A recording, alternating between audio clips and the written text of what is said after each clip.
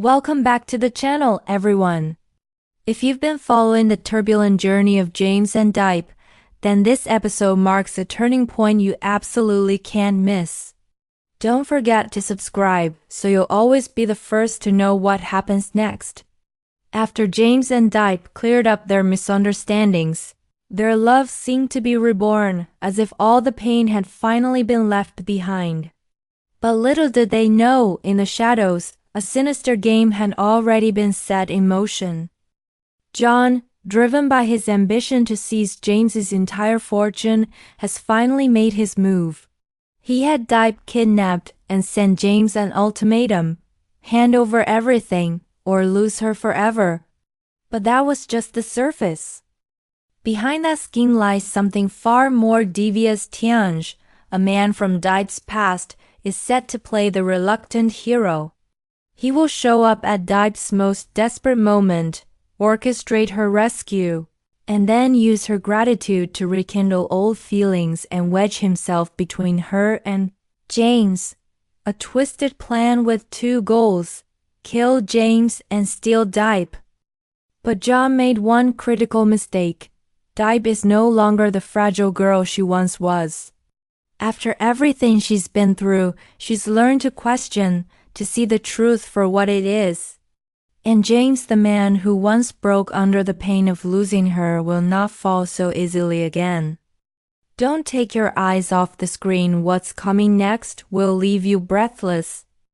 While James was caught up dealing with an urgent work matter, Diep stayed home alone, completely unaware that this was the very moment the long-calculated kidnapping plan was set to unfold.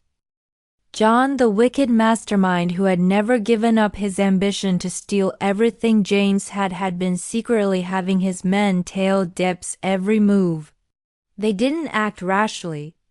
Instead, they lurked from afar, across the street, behind bushes, inside a dark-tinted car parked just beyond the gate, invisible shadows watching her every breath. And then that afternoon, as the sunlight faded over the small garden behind the house where Diep often found peace tending to flowers, the nightmare struck without warning. Two of John's burly henchmen emerged silently from behind. One clamped his hand over her mouth. The other twisted her arms behind her back. Diep thrashed wildly, scratching, kicking, trying to scream, but her cries vanished into the silence of the garden. No one heard her. "Let me go. Help," she screamed, her voice hoarse with despair. But she was just a small, fragile girl, and they were ruthless, showing no hesitation. Dragging her across the ground, they ignored her desperate struggle. Tears streamed down her face from terror and helpless rage. She was thrown violently into the back of a truck. The door slammed shut with a deafening thud, followed by the cruel laughter of one of the thugs. "The prey's in the trap. Call Mr. John." After successfully kidnapping Diep, John was smug with satisfaction at what he considered a major victory in his grand scheme. Without hesitation, he arranged a secret meeting with Tianj at an abandoned house on the outskirts of the city, a place so remote he was convinced no one would ever trace them there. The sky had already turned dim, and the wind whistled through the crumbling walls, creating eerie sounds that matched the filthiness of John's soul and his twisted plan. As Tianj stepped inside, John greeted him with a crooked smirk, like a man who believed he now controlled the entire game. "She's in my hands now," John said coldly, as if he were talking about a mere object. "Now's your chance to shine. I've got a little show planned. You'll play the hero who saves the damsel in distress. I'll have my men release Diep right on cue. A perfect golden moment to win back her heart." Tianj remained silent, his eyes unreadable in the dim light. John assumed he was still hesitant, so he lowered his voice and went straight to the point. "But there's one condition. I want James gone for good, and I need you to be my accomplice." Tianj narrowed his eyes. "Why me?" Because I need a loyal pawn. You get what you want, and I get peace of mind. I keep your little secret about killing James, and in the future, no matter what you do, I'll have leverage to keep you in line. John patted Tianj on the shoulder, thinking he had successfully cornered him. But there was one thing he never expected. Tianj was no longer the same man. After being entangled in a web of mistakes, Tianj had chosen to turn his life around. He was now working with the police on a covert investigation into interprovincial kidnapping and economic crime. That handshake he gave John, seemingly a gesture of agreement, was actually the moment John officially stepped into a trap, though he had no idea. Beneath Tianji's coat was a tiny recording device. Every word, every detail of the plan to eliminate James and abduct Diep was being captured loud and clear. And with just one wrong move, the entire task force would storm in. Tianj raised his head, his gaze colder than ever. I'll go along with your plan, he said, suppressing the rage boiling inside him. But make sure you keep your word. John burst out laughing, completely unaware that he had just walked into a trap of his own making. Vambe M.C.'s haunted afternoon. The sky was unusually dark, like a silent omen of the storm that was about to strike. Tianj met James at a quiet, almost deserted cafe. His face was tense, his eyes filled with urgency. As soon as he sat down, he got straight to the point. James, Diep's been kidnapped. It was John. He's using her to force you into signing over all your assets. And worse, he's planning to have you killed once he gets what he wants. James clenched the hand resting on the table, his gaze darkening. His voice dropped low, heavy with rage. What does he want from you? He wants me to play the hero rescue Diep in a stage scene to gain her trust, but really is to turn me into his pawn, someone he can control later. He said he won't reveal where Diep is until he has you in his grasp. Tianj paused, breathing heavily. I still don't know where she is. Everything's a mystery. Silence fell between them. No words were spoken, but both minds were racing. James closed his eyes, trying to steady his nerves, then spoke calmly. We can't act recklessly. We need a plan. After a few intense minutes of discussion, they agreed. James would play bait, pretending to walk into John's trap while wearing a tiny hidden tracking device sewn into his shirt. Tianj would coordinate with the Special Forces team, following the signal to locate Diep and dismantle John's entire operation. James looked directly into Tianji's eyes, his voice slow but resolute. This is a huge responsibility, Tianj. I trust you. But if anything goes wrong once we're in safe Diep first. No matter what happens, she must survive. Tianj stood up abruptly, his eyes sharp, brimming with determination. James, I swear I won't let anything go wrong. I'll do everything it takes. No matter the cost. They shook hands one last time. A firm, solemn grip heavy like a pact sealed with their lives.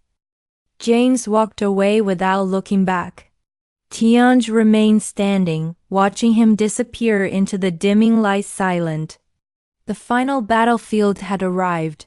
There was no turning back. One would walk into the devil's den. The other would hold the blade of justice.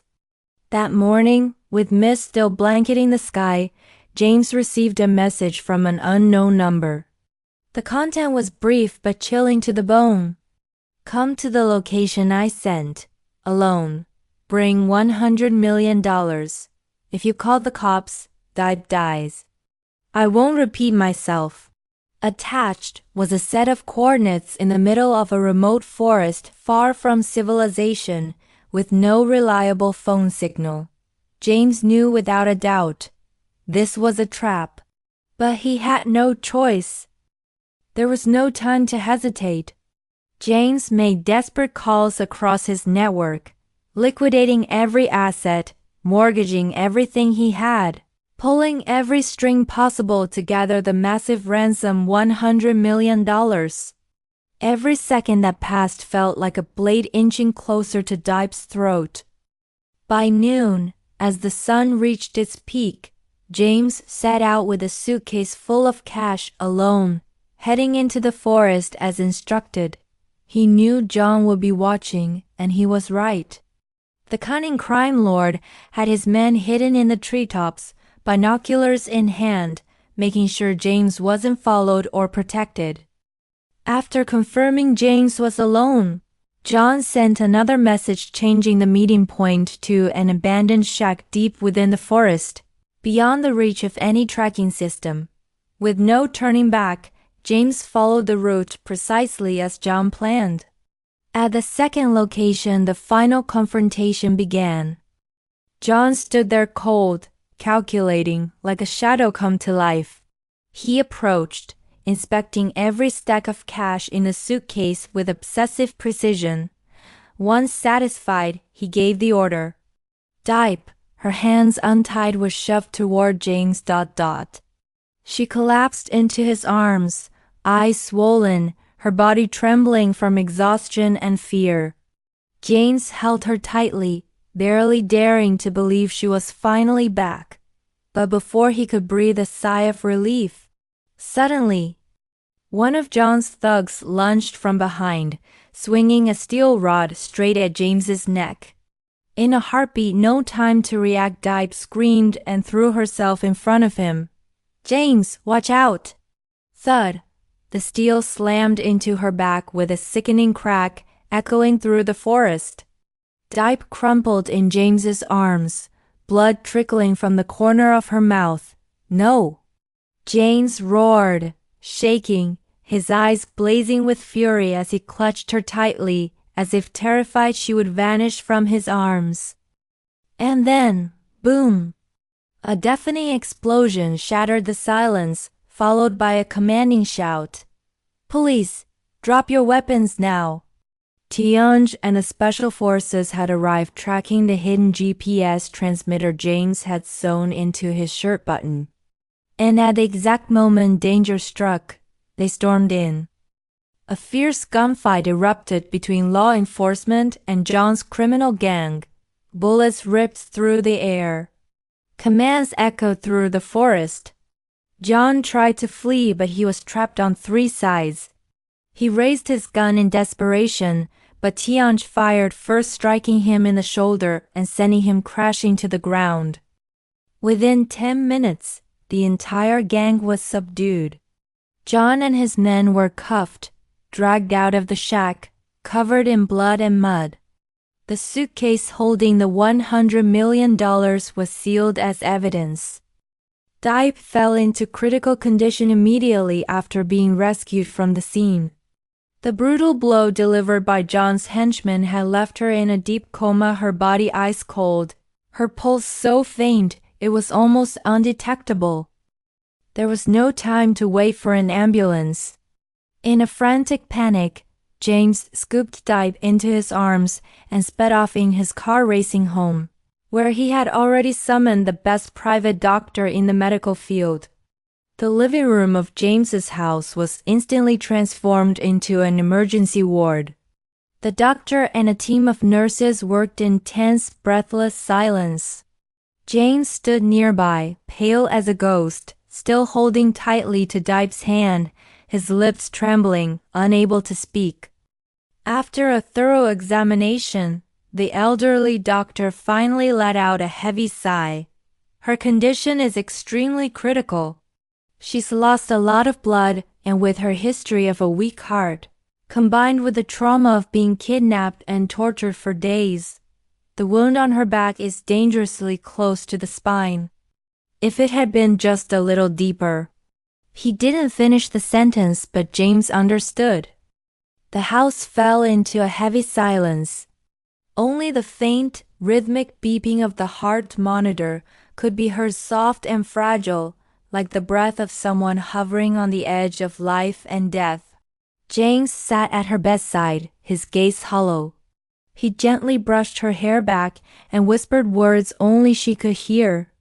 I'm sorry, this is all my fault. I left you alone, I let this happen to you. Tears fell silently from his eyes, landing on her frail, ice-cold hand, lifeless and limp. Every passing second was like a knife to his chest. He, always strong, always composed, was now just a shattered man, clinging to the woman he loved. All night long, James didn't move from her side. He sat there, softly calling her name, gripping her hand as if letting go would mean losing her forever. Diep, can you hear me? Just open your eyes even for a second. If you blink, just once, I'll believe miracles are real. But Diep remained still. Her face was pale like snow, no reaction. No movement. Time seemed to stop. Outside the window, the wind whispered through the trees. The night turned cold. And inside that house, a broken heart waited for a miracle. As this episode ends, Diep remains in a deep coma. Her life hangs by a thread, fragile as a single strand swaying in the wind. James, the man who once feared nothing, now sits helplessly at her bedside, waiting, hoping for a miracle. Will Diep survive? Is love strong enough to bring her back from the edge of death? Don't miss the next episode where fate will deliver its answer. Make sure to subscribe and turn on notifications so you won't miss a single heartbeat of this emotional journey. See you in the next chapter. Xin chào tất cả mọi người. Mọi người ơi, rất là vui khi lại gặp lại mọi người trong video hôm nay về câu chuyện tình yêu của James và Diệp. Trong video hôm nay thì mọi khó khăn cũng đã dần trải qua, nhưng mà Diệp thì hiện tại đang bị thương rất là nặng và không biết là có thể tỉnh lại hay không. Trong khi James với tình yêu lớn lao dành cho Diệp thì anh vẫn luôn tin tưởng và hy vọng, và anh không bao giờ chấp nhận số phận để cô rời xa mình. Và trong trải qua tập vừa rồi thì mọi người có thể thấy tình yêu lớn lao của James dành cho Diệp. Anh có thể từ bỏ tất cả tài sản các thứ để cứu Diệp, và Diệp cũng vậy. Diệp sẵn sàng đỡ lấy cái vết thương chí mạng giúp cho James để bảo vệ anh. Đúng là một tình yêu cao cả và to lớn, đúng không mọi người? Vậy thì mọi người muốn để xem tiếp diễn biến của câu chuyện cũng như là tình hình của Diệp sẽ ra sao thì mọi người hãy đăng ký kênh, sau đó là bật chuông thông báo để mình đón xem tập tiếp theo vào ngày mai mọi người nhé. Và mọi người hãy nhớ bật chuông thông báo để không bỏ lỡ bất kỳ video nào mà kênh mình ra nha.